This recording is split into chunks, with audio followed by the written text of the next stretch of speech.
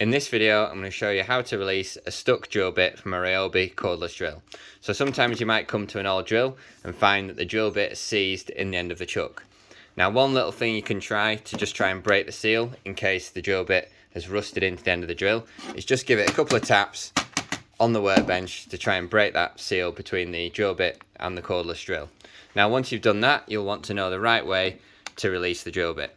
So place the drill in front of you. You can even have it in front of you in my perspective like this, so you can follow along with exactly what I'm doing. You want to flick this little switch here, which is your forward and reverse. You want to flick that away from you. You want to take your left hand and hold the end of the chuck. You don't want to be holding these numbers here. You want to be holding this black bit at the end. This line here separates the drill body from the chuck.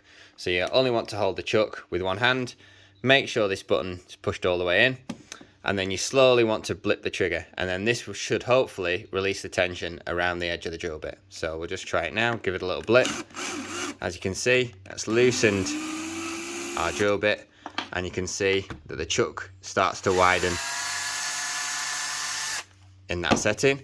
And if you want to tighten the drill bit now and put a new drill bit in, simply flick it towards yourself, take your new drill bit,